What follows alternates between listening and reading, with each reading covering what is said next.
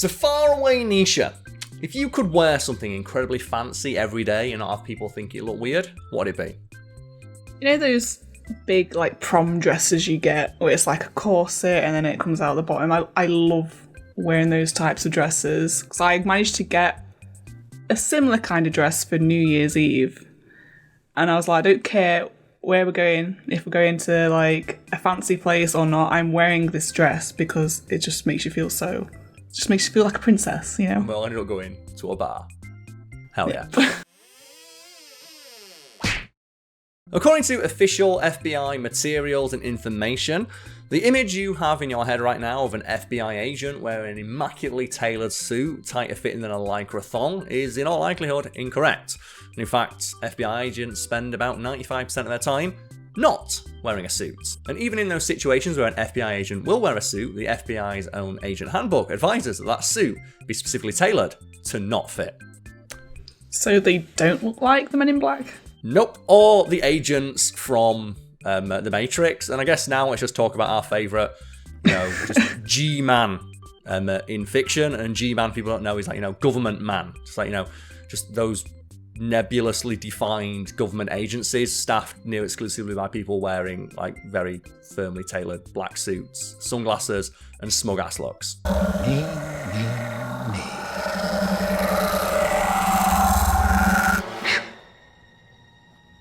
Me too. So do you have like a favourite take on that trope? Because mine, it's got to be the agents from The Matrix. Specifically like, Hugo Weaving agent. Because he's such a smug prick. No, I like I said, mentioned the Men in Black. I always liked the Men in Black. I used to love that. The original film when I was younger, I used to love that one. That used to creep me out though. That guy who I forgot his name. What was his? Like that farmer guy who was like alien. Oh yeah, Vincent D'Onofrio. One of his best roles, I feel, because it's so transformative. No one really knows it's Vincent D'Onofrio until you point out, that's Vincent D'Onofrio. And they go, oh my god, Vincent D'Onofrio's melting.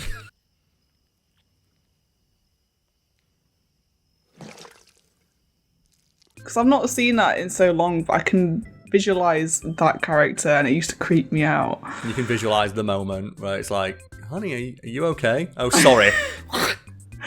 I think the Men in Black series is one that you can look at, and it is one of the best examples of how CGI can ruin movies. Because, there's some CGI present in those early Men in Black movies, but that first one, so many of the alien effects are practical effects.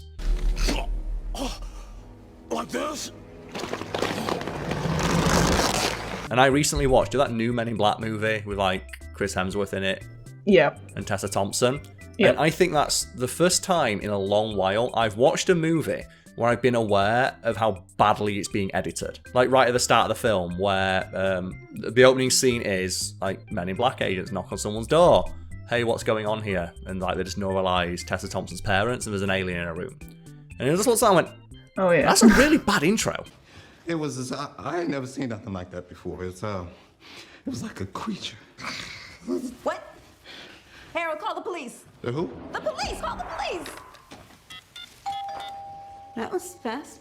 And I just remember thinking to myself, this is just poor as an intro, because it operates under the assumption you know who the Men in Black are, but it's a soft reboot. Because you remember the first Men in Black movie where they have that chase scene? It sets itself up as a completely different kind of movie where you think it's a police movie with Will Smith chasing down the guy, and then he just he blinks sideways, and that's your first hint that something's not quite right. And then the Men in Black turn up, and then he starts to get suspicious. The newest one just starts with, oh, you already know aliens exist, completely ruining the magic of the first one, of that great big reveal. Yeah, there's no build up. None whatsoever. But so is it Men in Black your favourite take on the G-Man trope? Yeah. You know what the difference is between you and me? I make this look good. And also I want to mention, because I just remembered this exists, is that Men in Black, the song, they did that music video for it. There was that really bad CGI alien in that. God, it's that film. It's so bad. It's a series where every film is bad except the first one. I think the only saving grace of those later films is that they somehow managed to get a guy who looked exactly like Tommy Lee Jones. Do you like the third one where like Tommy Lee Jones is like, fuck this, I'm not doing another one, and they go back in time and it's young Tommy Lee Jones?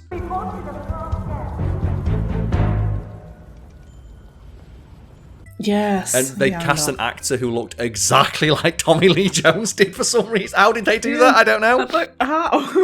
It's like, what? I wasn't sure if I thought it was just some sort of like visual effects added to his face, but yeah, it's like when you watch it, like it doesn't seem like they did. It's not like in Looper.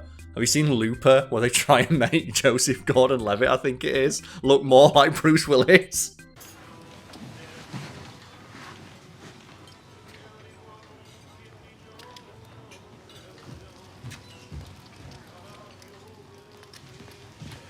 but I need to see that. No, so what they do is like they have like, it's Joseph Gordon-Levitt, and then like his future self is Bruce Willis, and they have like a montage of how he becomes Bruce Willis, and there's like an in-between bit where they give him like a bald cap, and you can tell they've got like giving it implants on his head to make his brow more furrowed like Bruce Willis is. Well, I type in Looper and then start typing Joseph in Google, and it comes up. The first option is Joseph Gordon-Levitt face.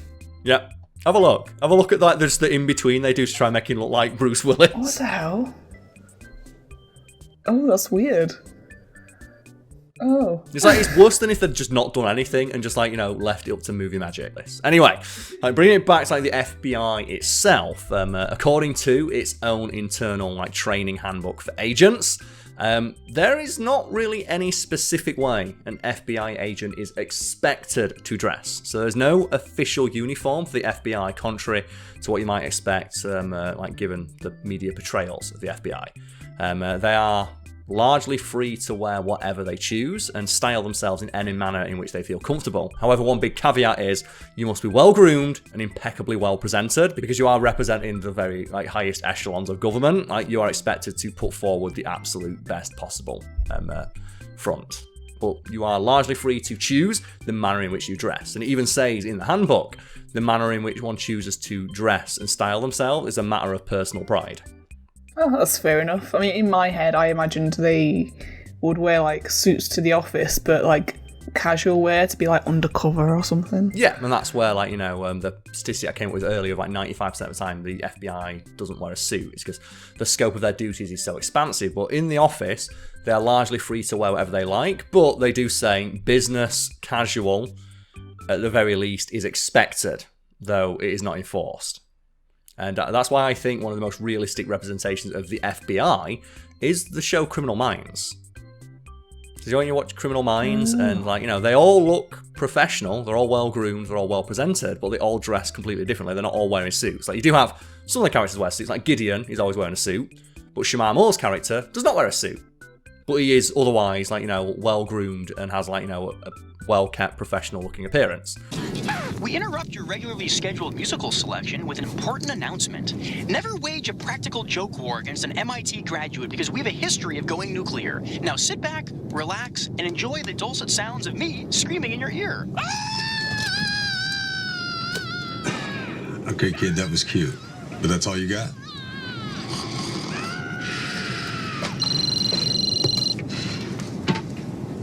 Hey, baby.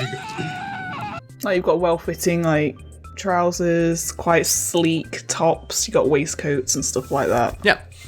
So it's not completely formal, but it has, I don't know, like just the basic like pride in your appearance sort of thing, like a professional. And that's largely all the FBI's own handbook really says on how someone's supposed to dress. It's a bit different in the past, we should note this, because back in the day when Herbert Hoover was in charge of the FBI, FBI agents did have to wear suits, and he was noted as a insane, micromanaging dickhead, and he would fire people on a whim for doing things that he personally found annoying, frustrating, or upsetting, such as putting their feet up on their desk, or, and I'm not making this up, having a head that's too small.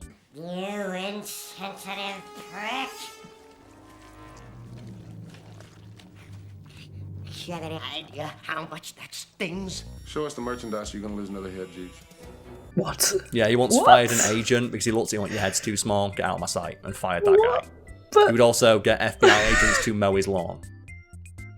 and clean his house. Well, he was the director of the FBI. Who the fuck's going to tell him no? I know, but still, to fire someone like over something they can't control. Yep, but that's the thing. And while the FBI does, take some of those lessons to heart of having the professional outward appearance, they're not as strict as they used to be. Yeah, I can imagine. Times change. And like I said, it's a matter of personal pride. So however someone chooses to present themselves, long as they do so in a way that is otherwise professional, it's largely allowed. So you're not going to people rocking up in an anime t-shirt, and a pair of cargo pants. Yeah, I imagine they dress quite dark as well, like the navies and the blacks and the burgundies. That sort of colours, kind of not bright fluorescent yellows and oranges. It'd be more kind of toned down to more professional standards. I think though some agents would, if they so choose.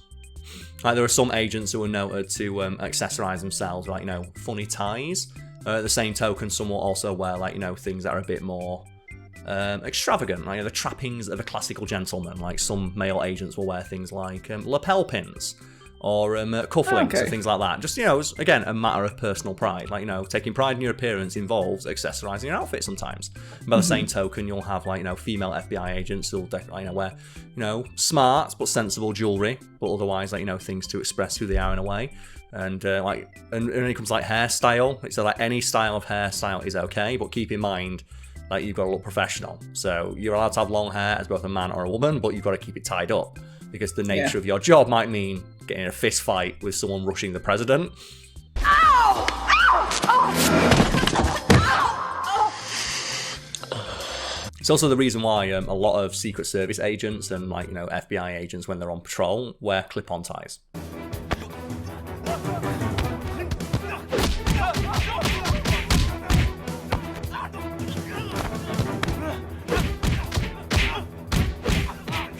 That makes sense, but also doesn't seem fair. When I used to work at City Hall, the guys would wear clip-on ties, but women would wear actual ties.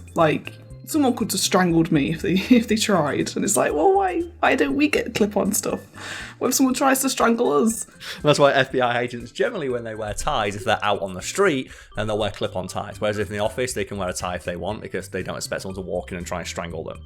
And again, it's all very up in the air, but the actual guidelines are surprisingly loose, given the reputation of the FBI as being this very strict, very homogenous government agency. As we mentioned, the image you have in your head of the FBI, completely identical guys in suits. You just imagine that Agent Smith moment, don't you? The 50 Agent Smiths. That's what you picture the FBI being like. Yeah. I suppose that works if they need to go undercover, because if people imagine agents to look like that, and then an agent rocked up in just casual wear, they'd be oh, he's clearly not an agent. They're not dressed like an agent, and it's well, that could work for being undercover. And that's something that, while there's never been confirmed by any official FBI sources, a lot of interviews you read, which I've done in the research into this article, with former FBI agents, they will talk about how the public perception of the FBI is probably one of the greatest weapons that we have, because when you go undercover, for example, it's still a thing to this day that people think that if you're undercover as a police officer or an FBI agent, if you are asked, are you a police officer, you have to say yes. And that's not a real thing. It's never been a real thing. But it's a thing in movies. I know. It's simple. If you ask a cop if he's a cop, he's obligated to tell you. It's in the Constitution. Constitution of America? Huh. So go ahead and ask. You a cop? No, not like that. Ask it like official. Are you a police officer? No, I am not a police officer. Okay then. Do you not think having one phone call? Yeah. That's not a thing. When you're arrested, you are not entitled to anything but a lawyer. You can, if the person you're arrested by feels like they want to give you a phone call, request one and be given one. You can have as many as you choose, as long as you don't act like a dick. But conversely, they can just say, well, you can call your lawyer and that's it. And your lawyer can contact people on your behalf. But so many people still think, I want my phone call. How about I give you the finger and you give me my phone call? And it's not a thing. It's the same thing the FBI is well, if they're undercover, they're all going to be like, you know, just stiff upper lip, G-man looking motherfuckers. It's like, well, no, because then you'd pin them immediately. Yeah, exactly. And they're pretty good at their job. That was a great interview with a former like undercover agent, and he talks about how like one time he got pulled aside and went, "What socks you wearing?" And he showed him his socks. He went, "Change those fucking socks right now." So what is it? You're going undercover with some mafiosos. If they see you wearing these $5 socks with this like $3,000 suit, they're gonna know you're not legit. Go buy some fucking socks. Oh, would you have some like Dunlop socks on or something? You might have done, yeah. One time that I was dealing with the mob and I had on a very expensive suit, probably $1,500 suit, and I also had on a pair of JCPenney socks, which cost about $8, and the informant, the person I was working with to introduce me in this group, pointed out that they would recognize I was wearing a cheap pair of socks with a very expensive suit, and they notice everything. And similarly, when, you know, people go undercover, there's a lot of things they're allowed to do, which I've covered in an article for today I found out, where it's like, yes, they can commit crimes, they can do drugs, they can even kill people when they're undercover, as long as whoever they're undercover for signs off on it. Holy shit. Like, as long as it's signed off on, and as long as it is in the pursuit of preventing a greater crime. Like, that's generally the rule of thumb of, like, you're allowed to commit any crime that is lesser than the crime you're trying to prevent. But if you're going undercover for like a drug sting, you can't just go around shooting people. Exactly. Yeah, I was gonna say you can't just like commit crimes willy nilly. It's got to be, you know, like either in defense or kind of hiding the fact you're undercover. But that's another one of those bits of misinformation that's like permeated throughout society so much due to pop culture that you'll have actual criminals telling people they think they're undercover to like do things like jaywalk. Because they've got it in their head that they, as an officer of the law, you can't commit any crime. You know, prove you're not a cop. How the hell am I supposed to do that? No. Hey, I got it. Go over there and punch that dude right in the face. And it actually makes things easier, ironically enough, for people to go undercover because the idea they have of undercover work is so, like, just twisted by pop culture. Yeah. It helps, so it helps them be less detected. It's like the whole thing about being a spy, isn't it? I think it's like a David Mitchell joke where it's like, what would be and they ask him like, what do you think would be the easiest way to get away with being a spy? It's like, tell people you're a spy. It's like, act as like obnoxious as possible and be as overt as possible that you are a spy, because people will not expect a spy to be that bad at their job. And if people ask you what you are, say, I'm a spy. And they probably won't believe you. They'll just think you're a crazy person. Yeah. But I guess he has a point. And the only story I'm aware of where that's not the case is with air marshals. And are you familiar with what air marshals do?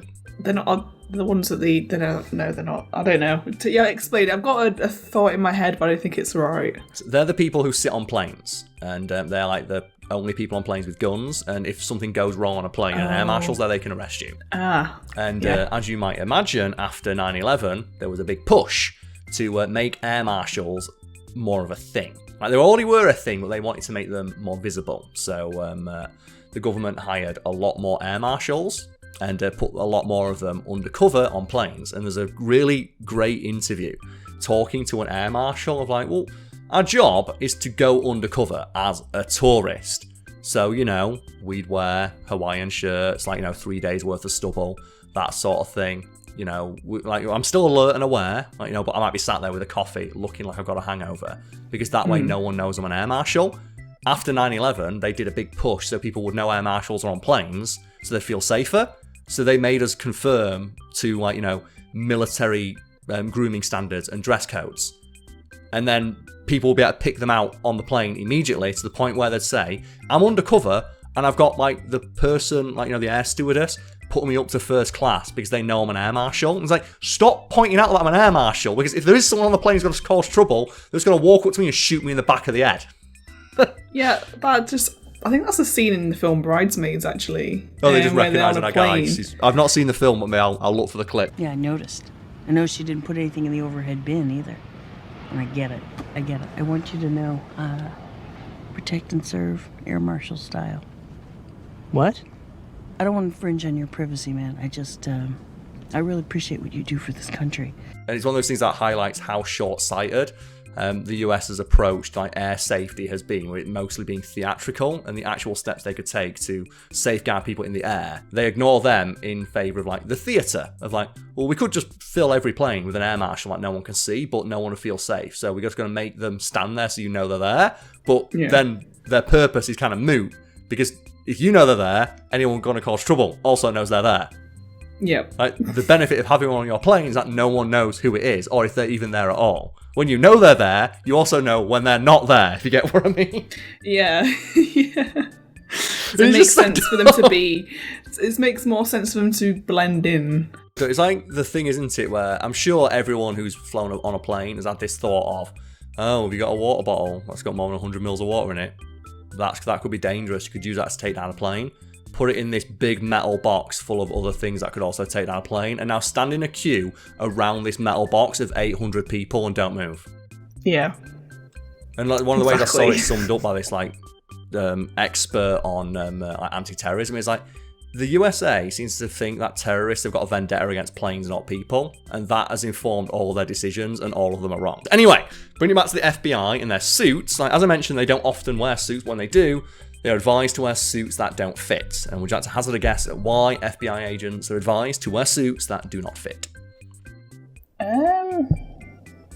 Is it something to do with the need to be able to move quickly if they are in danger or need to apprehend someone, or like hiding weapons? Yep, it is exactly both of those things, Nisha. It is. Cool. They're advised to wear, at the very least, oversized blazers so they can better conceal and have access to any firearms they may be carrying. And if you think about that, it makes sense, because how often have you worn like a tight-fitting jacket and try to get your wallet or your purse or something like that? I mean, like, or skinny jeans, like, fucks. Yeah.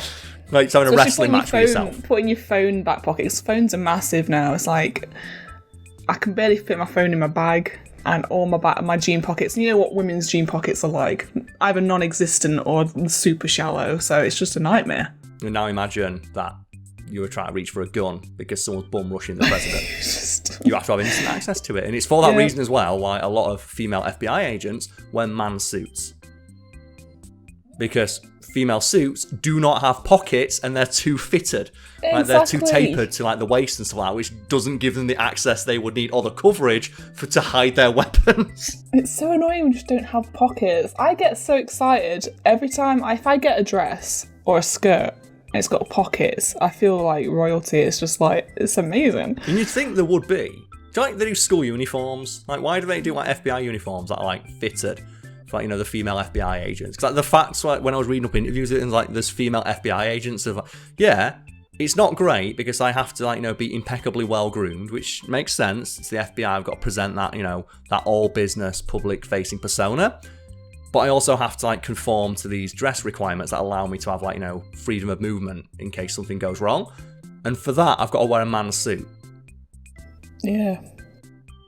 So they have to wear like big, baggy, oversized suits, which makes like, weirdly enough, one of the most realistic representations of a female FBI agent, Miss Congeniality.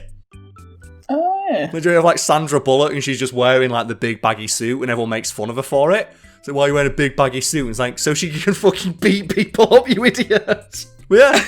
Like, well, that is fun to learn. It does mean I'm a little disappointed because it means John Wick's not as realistic as I thought it was.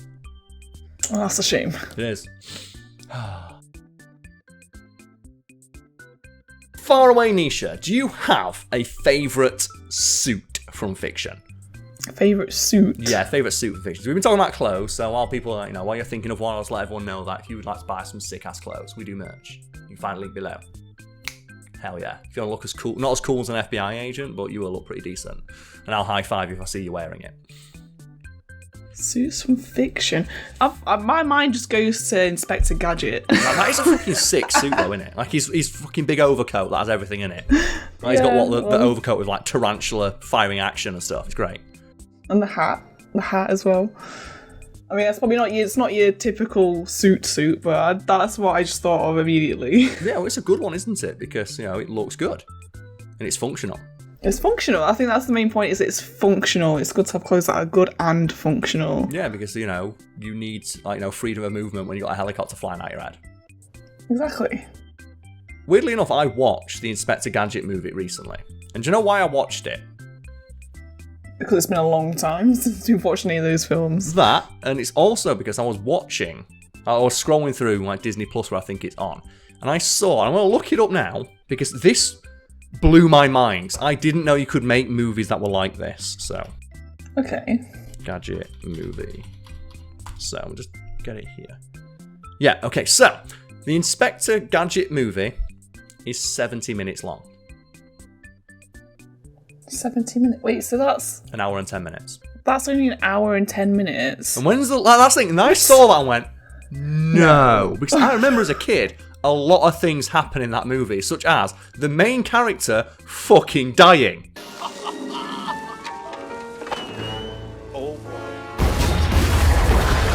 How is this movie only an hour and 10 minutes long? And it is. What? Yeah. I think in total it says 78 minutes.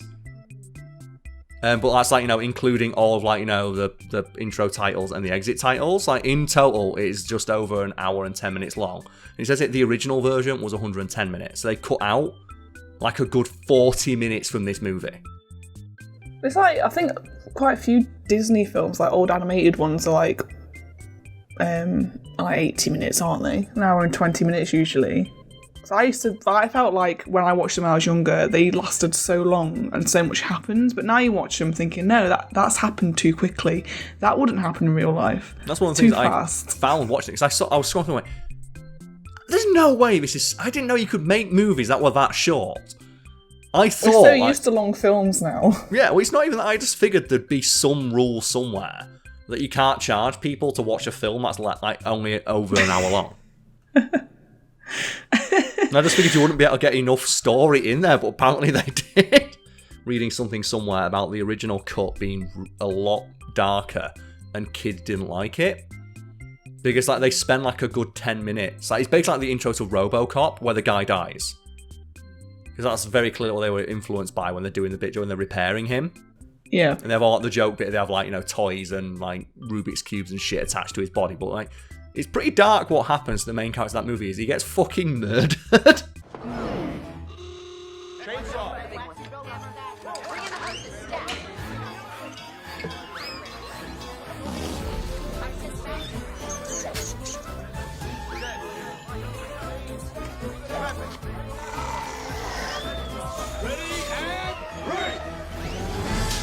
And turned into a robot against his will.